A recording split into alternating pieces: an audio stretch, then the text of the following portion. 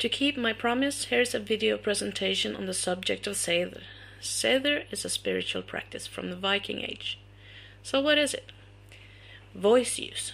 They used voice to achieve a state of semi-trance. Some descriptions of Seiðr talk of a full trance, while others were able to communicate with their audience, and some describe dream work. Some also mention Vardlokker, which was used to call spirits. The project mentioned in the presentation was cancelled due to lack of participation. Journeying. Journeys to the 9 worlds, the world tree, and anywhere in the real world, really. That's nowadays, by the way. We don't know enough to say what was done back then. It's also a state of mind, the Seiðr state. What it isn't. Calling it shamanism upsets many because it depends on your definition of shamanism.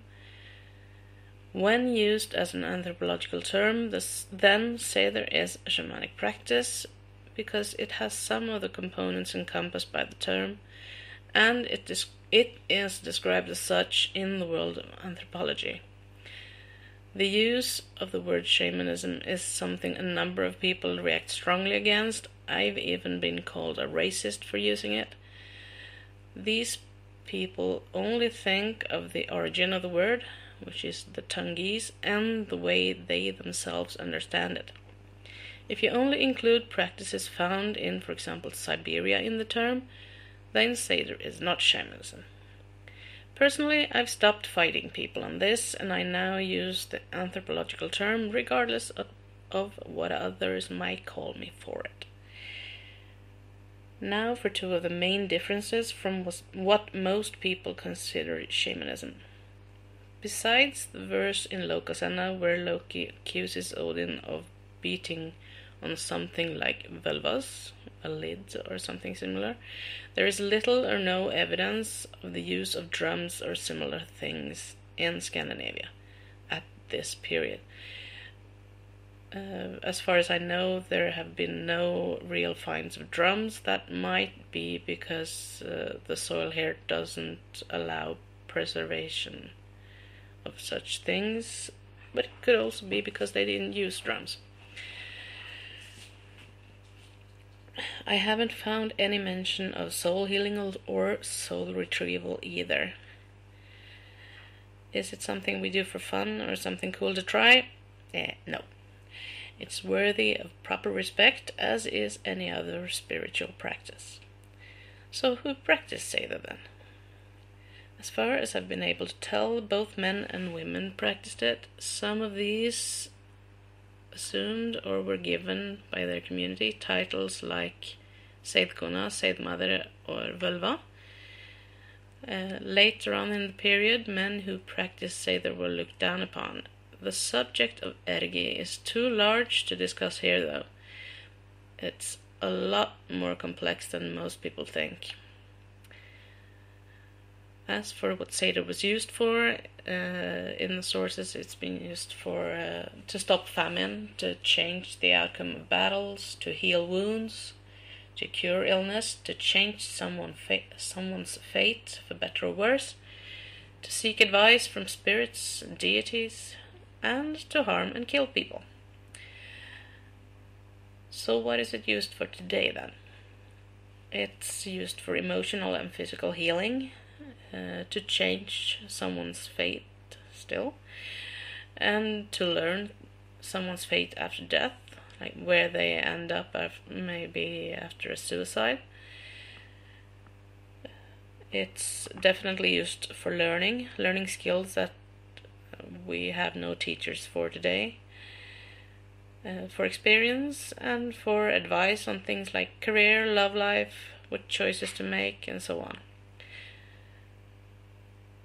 Some use the web and threads to do this. There's no mention of the web of the weird that some people call it, or working with threads in the sources, as far as I've been able to find, even though it seems quite common among modern day practitioners to use these. Now for something that's proven a bit controversial. Some choose to divide Seiðr into categories, spe or spa, oracular Seiðr and Seiðr. I choose not to do this, as I see no reason to, and I've found no evidence that this was done in earlier times either. So far, I've only found this division in the US and in those who've learned from American sources.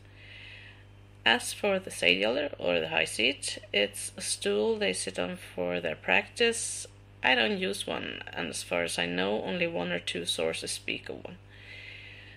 There are quite a few people practicing what they call Seiðr today. All seem to have their own way of doing this. Kari Tauring does what she calls Volvastav. Rafnar is a group in the US, and Diana Paxson from Rafnar has written a book on her views. Ingona Desmond has also written a lot on the subject and has done extensive research and work on it. These are just a few. There are many, many more, but I can't mention them all here. These are my views, my interpretations of the sources. You don't have to agree with me. I don't mind if you disagree. I don't mind discussing it, but when people try to tell me they know the only truth, I get a bit annoyed. A complete picture is impossible to give in this format and time frame. Lots of people have researched Seiðr, but unfortunately many were biased by their own ideology. There are some books written by right-wing extremists, for example. So I chose to go back to the older sources, reading the Eddas and sagas myself, plus reading every Scandinavian scientific research report I could get my hands on. For those who require a list of these to believe what I'm saying, I could create one if you absolutely need it.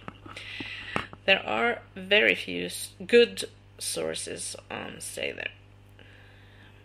Many of the sessions described in the Eddas and sagas are of people doing harm, probably to scare off the newly converted from using it, the same way witchcraft has been described in other sources. So we have to make up our own minds based on the few sources that do exist. I hope you found this presentation interesting. Share it with whomever, wherever you like, as long as my name is still on it.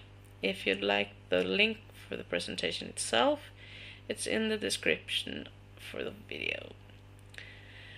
I'll try not to take as long to publish my next video. In the meantime, take care and enjoy the holiday.